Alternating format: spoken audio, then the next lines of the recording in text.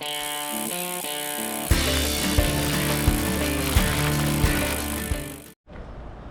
right, Bart with Buxy Bicycle Works, Bicycle Rider YouTube, and I'm working on trying to do a little bike shop diary of some of the stuff that we deal with on a day-to-day basis of a bike shop. I just had the coolest conversation with a new friend and customer, Misty Broussard, who's telling me how much this bicycle has changed her life in a positive way over a short period of time. She's already ready for a hybrid. I put her on a gravel bike, but she wasn't quite ready for that. But we deal with amazing situations all day long.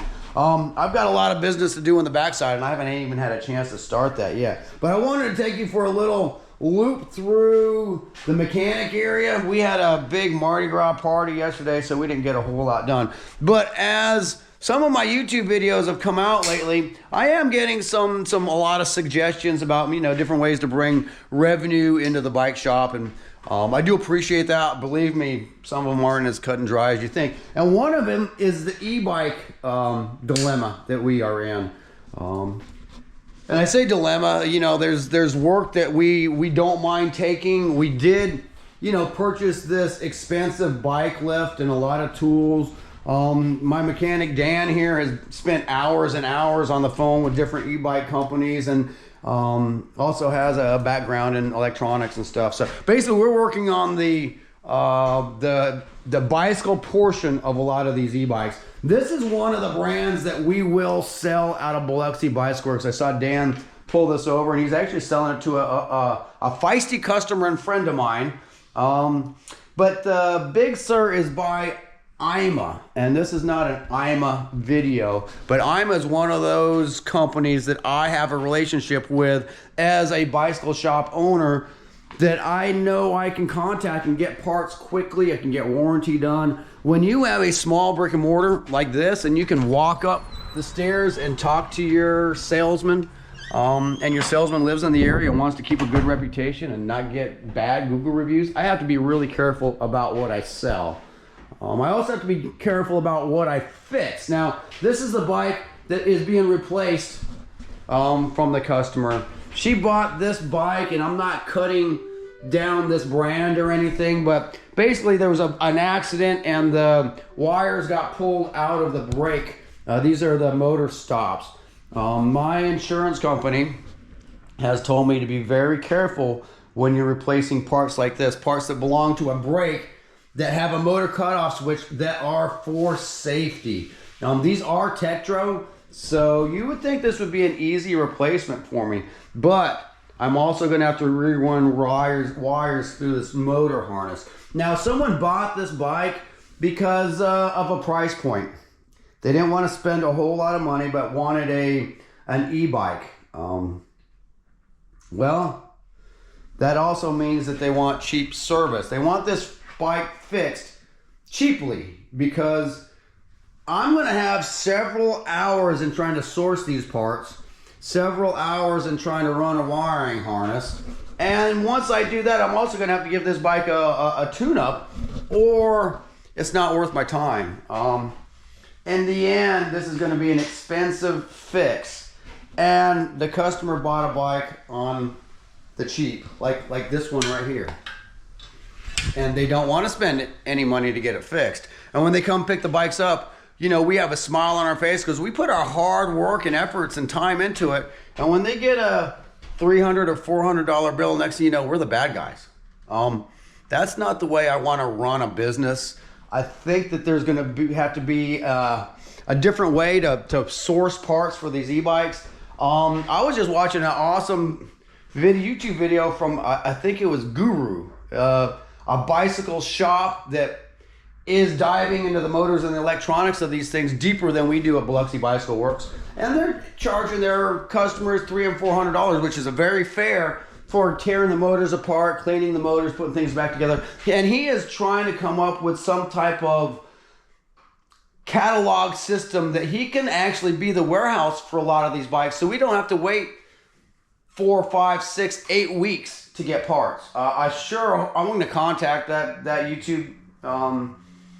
I'm going to contact that gentleman and let him know, put me on the list, because when he can get parts quicker, I'll start working on these things. But at the moment, when I have to hold a bike for 8 weeks or more, it makes us look like we don't know what we're doing. Half the time, the company sends the wrong part or the parts don't fit because they've changed vendors.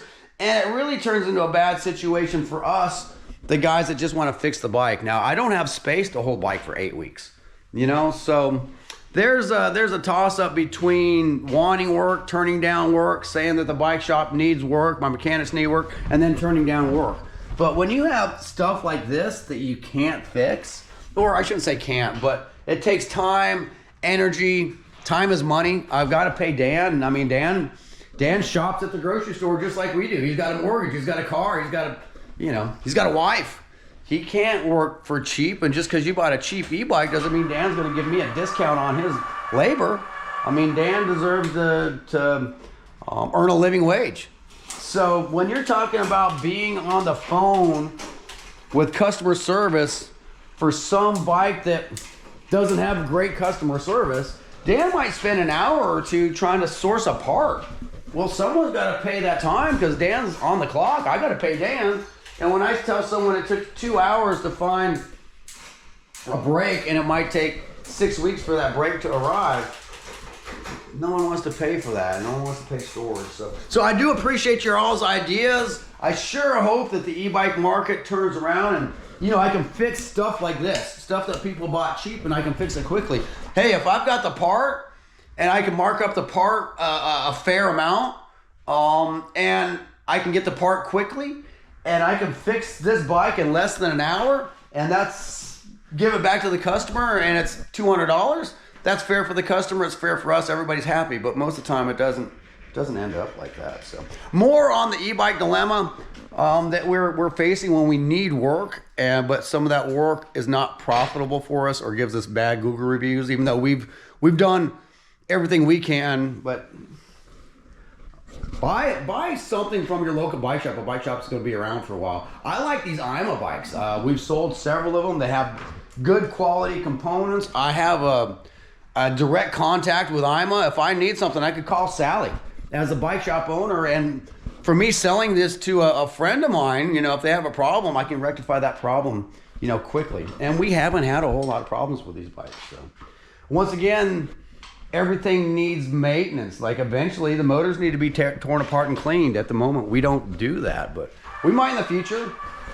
But when I see something like this, when I tear it apart, I have no roadmap of how to put it back together. I don't have a schematic of that motor or any of the, you know, any of the specifications. You know, with Bafang, I can get a schematic of this motor. I can talk to Bafang. And this is actually has a Bafang motor, a Bafang wiring harness, and a Bafang controller. So that's one of the reasons I sell this bike, is because I can service this bike. And Dan, I appreciate your hard work on this one, man. Oh yeah.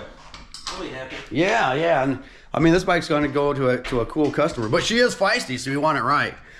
Well, guys, I got to get back to work, but that was my rant for today, Wednesday, March 5th, I believe, 2025. Walking back over to Buxy Bicycle Works over here. I've had a great day since I've been here. I mean, this is my friend James. James, how you doing, man? You know, some people tip their bike mechanic in beer. I don't drink beer, so James bought me lentils.